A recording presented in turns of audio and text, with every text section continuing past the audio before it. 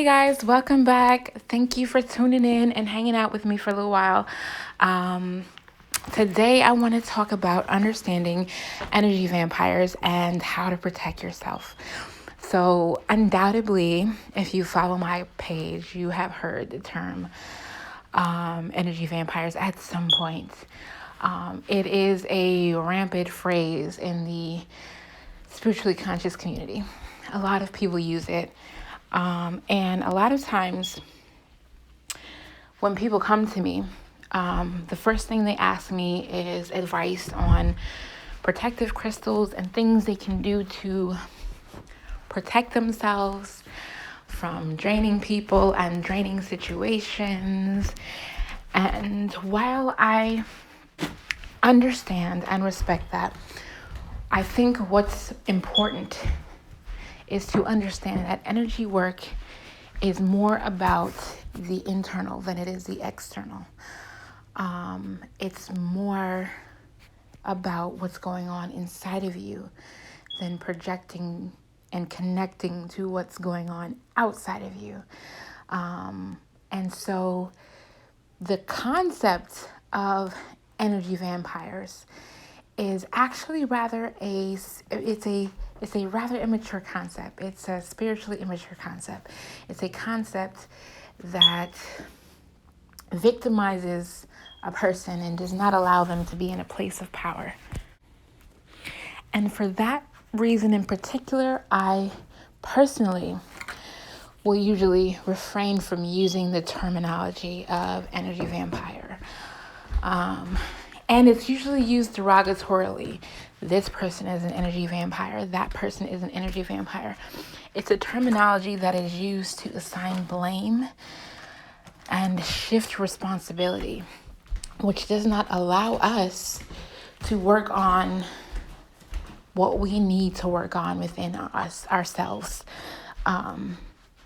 It dismisses the self-work that needs to be done. So, what do I mean by that?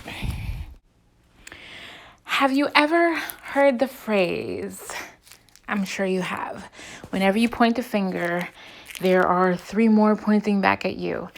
That is true in a spiritual sense as well. Whenever you can put your finger on an external issue, there are at least three more aligning internal issues that are probably a bigger factor and are more within your ability to control, because we have control over self. We don't have control over others. So the reason that I don't like, and I call the terminology of energy vampires immature, is because of the fact that it does not highlight our responsibility to understand what is triggering me about what that person is doing and how that person is being. And so we simply figure that the solution is to put as much distance between us and that person as possible, to be dismissive of that person, to not show up in any way for that person, to judge that person, to even call that person names.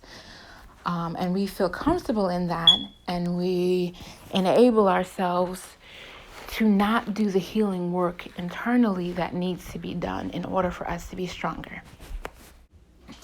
Let's say you have a coworker, and this coworker is a very negative person.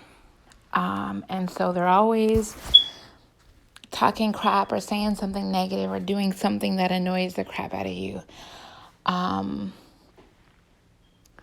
You want to put as much distance as possible because clearly that person is affecting you. So the first layer of focus is this person is toxic.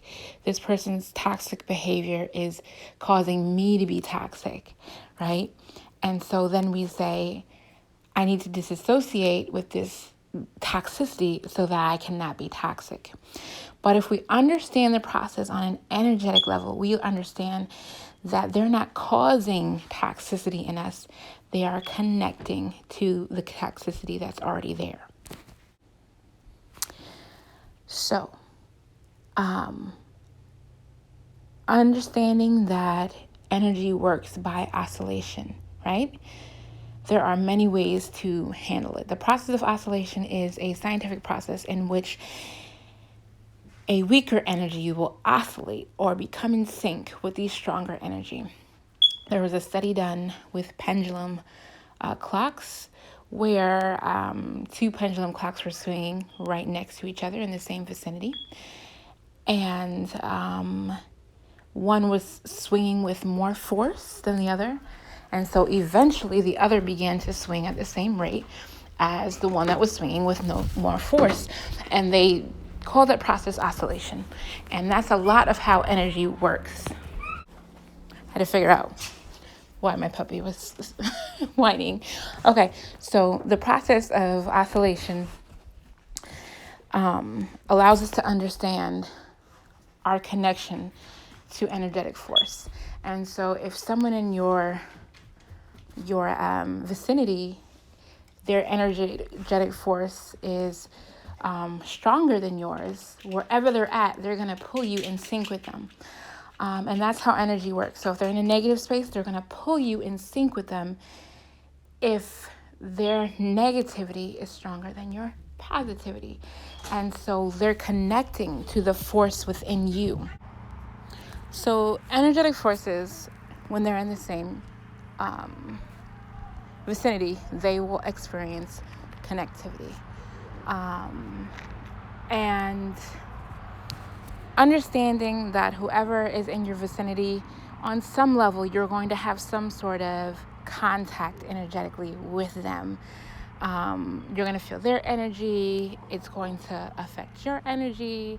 And if you have a particular weakness or a particular sensitivity to something that is resonant in someone else's energy field, it's going to heighten that response, and you're going to become more aware, and you're going to experience things such as agitation, headache, frustration, that drained feeling. So let's say that you do pretty well with gratitude, but somewhere inside you, you feel there's this energy of feeling slighted or feeling disregarded or feeling any sort of feeling that you could imagine would be the opposite of gratitude. And that feeling is resonant in you, but every morning, every day, you go about your business and you cover that feeling over with gratitude, as opposed to healing that feeling, as opposed to searching out the source, weeding it out, changing your outlook on that particular situation. It's still in there, but it's all covered up. And you cover it up because you don't like it. Now, you are then introduced to someone else who has that all up in their energy field, and they connect to it, and they have it on the outside of them. They wear it like a fur coat or whatever, you know. And so what happens is it's something that you put away because you didn't like it. And that thing that you don't like in you see it in someone else. And it reminds you that it's there. And then you connect to it. And it's an energetic process called courting. Courting is something that takes place when a person feels slighted or upset by something someone else did. And so they energetically connect to that person and they siphon off negative energy. So if you've ever been in a space where just the mention of someone's name annoys you, or just looking at their face was like, oh, that person is so annoying, I can't take that person. You have courted that person and you have an energetic effect. And people will say, oh, look, I don't care about this person. That person don't faze me. Oh, what? Her? She?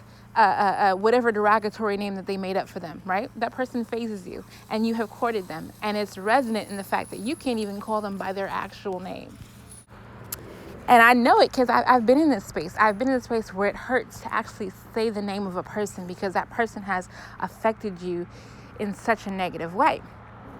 And so a lot of times when people talk about courting, they talk about being courted, being on the defensive side of courting.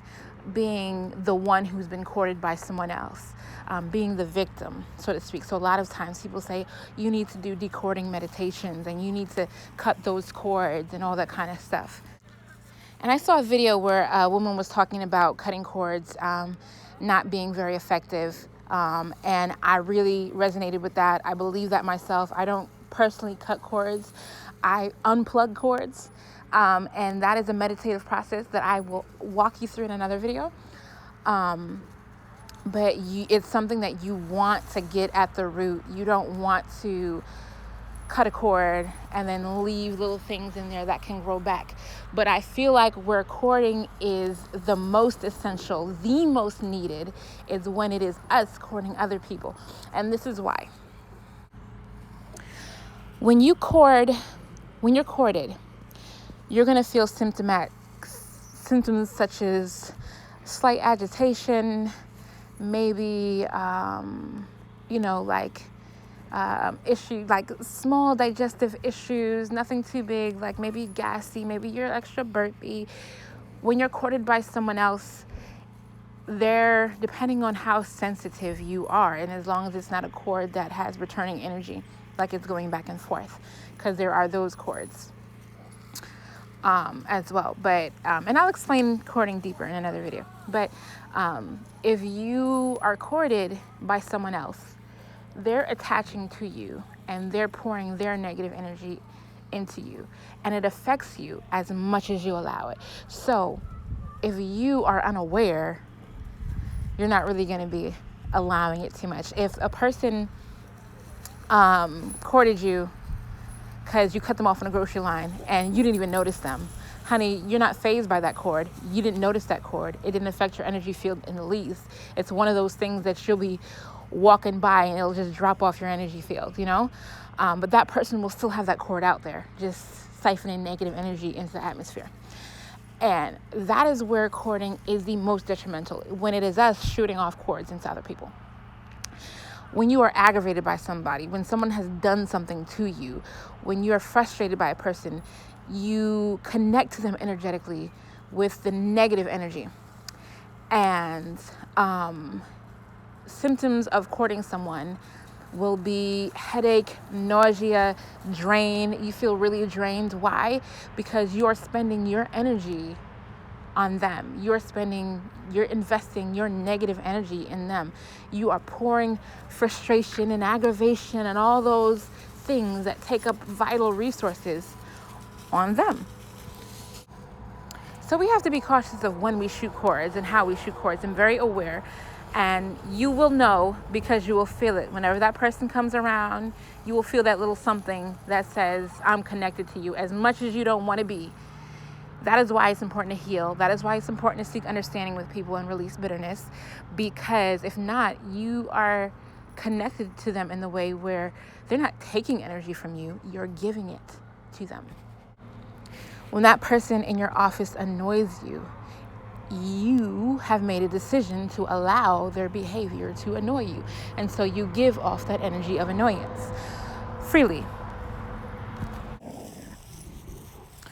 Understand, guys, real energy work is about taking responsibility for our own power, for our own energy fields, for the energy that we exert in whatever area, regarding whatever situation. We have to get to a point where we get comfortable taking responsibility and not forcing ourselves to just get over things that hurt us, but asking ourselves the real question, like, why am I angry? Why have I courted this person? And how do I stop? Not how do I pretend that I'm over it? Or how do I pretend this person doesn't matter? What this person did to me mattered. What I'm feeling matters, but why is it?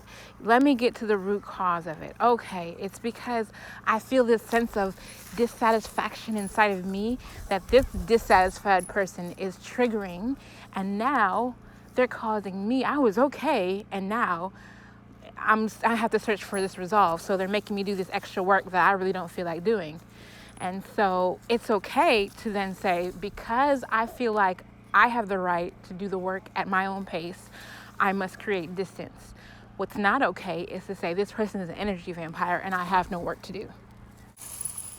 Whenever you're in a situation and you feel like 100% of the blame goes outside of you, you're, number one, not being honest with yourself.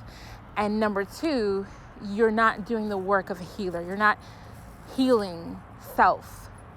You're just excusing what's presently there. And we do that a lot and call it self-love. I'm okay with me. I'm fine with me. I'm all right where I am. Are you? I'm all right with what I do and how I do it. And if you're not all right with it, then so what? It's quite okay to be okay with who you are and where you are, and to appreciate all that is you, all the things that you've been through, and to appreciate how far you've come while still being growth-minded, while still being open to all the ways in which we can be better and all the ways in which we can achieve more. With that said, a lot of times when we are symptomatic and we are feeling like we're being depleted and like we're in the presence of an energy vampire, in all honesty, the vampire is actually, in most cases, ourselves. We are siphoning off our own energy. They're not attaching to us and sucking the life out of us, because people don't want to suck negative energy. They want positive energy. They want good. People who are absorbing your energy, people want to absorb love. And love is abundant. Love is not one of those things that drains you to give. Love is one of those things that is a constantly renewable resource and takes on many faces.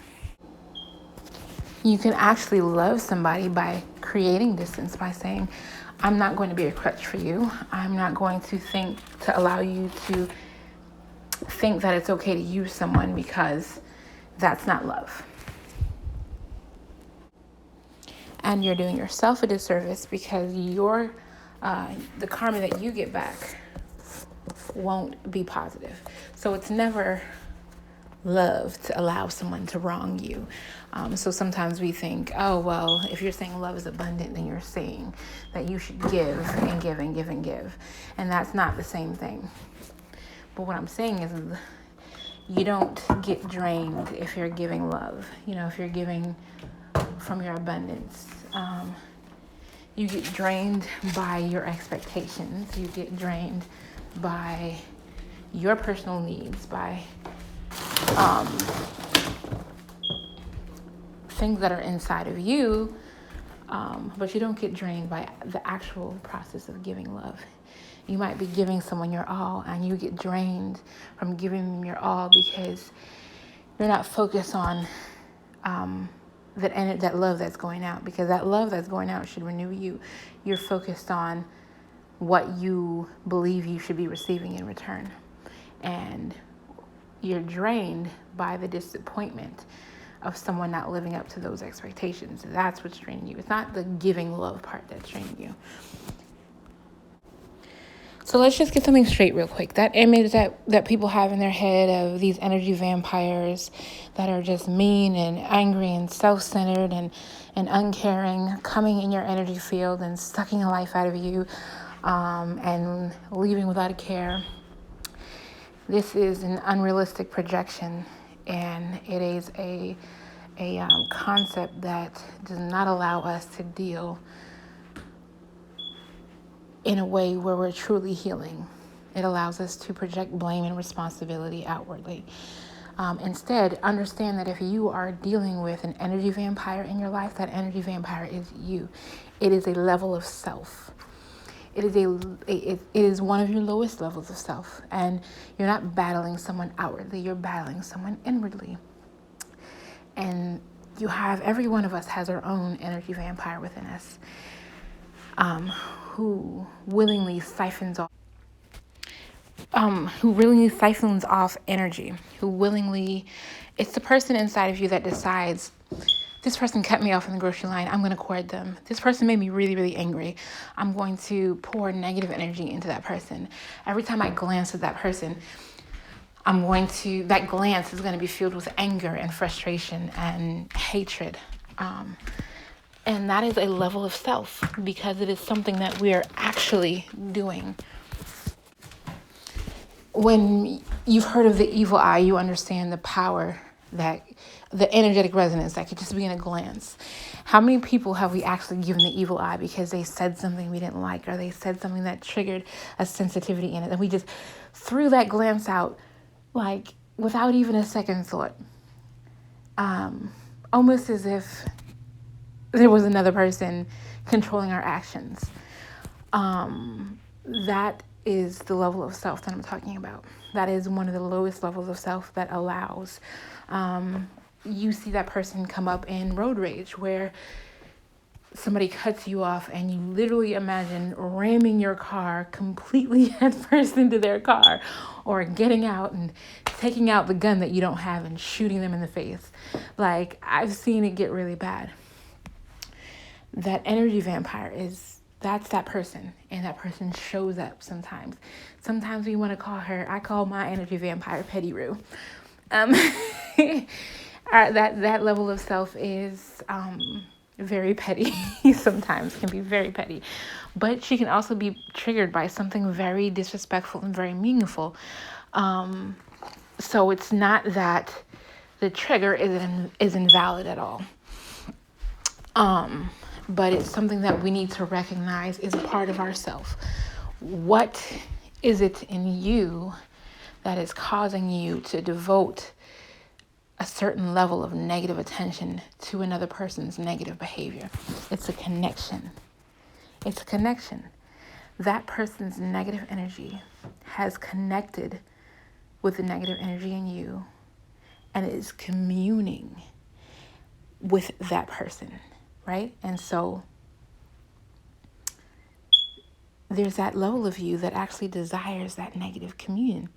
And it gets this energetic payoff from these little excitements, these fights, these back and forth, I put her in her place. I told her what for. And we get in this space where we start clicking our fingers and, shaking our heads. And there's this little payoff, if we pay attention, that our vampire selves are benefiting from. Now, if you are really aware and you pay attention, you've been cultivating that vampire self from youth. It's the part of you that feeds on the pain of others and your own pain as well. It's the same person. It's the part that feeds on life energy.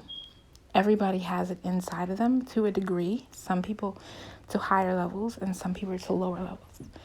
But everybody has it inside of them. It's this thing that is inside of us. It's when you were a kid and you had something that no one else had, and you decided to brag about it because you wanted others to experience jealousy. You wanted people to know you had something that they did not. You wanted them to hurt. And that hurt made you feel good, because jealousy it's a hurtful emotion, right? So why is it that kids, when they get something, they immediately go bragging about it? I got this and you didn't, ha ha ha. They're cultivating the vampire self. It's that little voice in your head that says, pinch that person so they can cry. And you do it to get a little satisfaction. And we grow up with that, and it's normalized, so we don't see it in our everyday life. We don't see it when a person's messing with you and they scratch you hard, or kind of hard, or they pinch you or they bite you or whatever, and it's supposed to be playful, but it's really a little bit sick how there's this little payoff off of your pain. And it grows because then we say, well, in relationships, we notice that sometimes a partner will get a payoff from the other one suffering, right? From the little control factor that they have.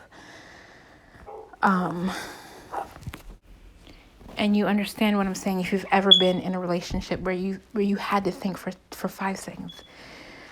Is that person doing that because they like to upset me? Is that person doing it because they like to get me in my feelings? Do they actually like seeing me hurting? Do they actually get a little payoff when I'm sad or upset? What is going on? And we weren't paying attention to that vampire self that we were growing the whole time. So I know that everybody is not going to get or understand this concept, and it's okay. But for those of you that do and that become aware of your vampire self, the positivity is that, well, the downside is that it comes with a lot of work. You're going to start seeing triggers. You're going to start seeing things that you normally would, outsource. Would say, oh, that's their problem. That person's annoying me. And we're going to start saying, well, why am I annoyed? Why am I allowing my vampire self to siphon off this negative energy to this person? And it's more work. But the benefit, the upside of it is, as we learn the work and as we do the work, it becomes a lot easier to not be phased because we begin to heal those little pieces, those broken pieces inside of ourselves, those hurting things inside of ourselves. We start to heal those. And so the things that other people do start to affect us less. And we say, oh, hey, you know what? This person was complaining about their marriage all day, and I maintained my happiness. In fact, I was so happy and I was so positive that by the end of the day, that person started speaking more positively. That person was complaining about this or that or the job, and it didn't even bother me because my happiness just was unpenetrable. Like, unpenetrable? Yeah. Did I say that right? Anyway, you understand. So, it makes you stronger in the long run. It's more work immediately, but it makes you stronger in the long run. To recognize the vampire self, that energy vampire is inward as opposed to outward.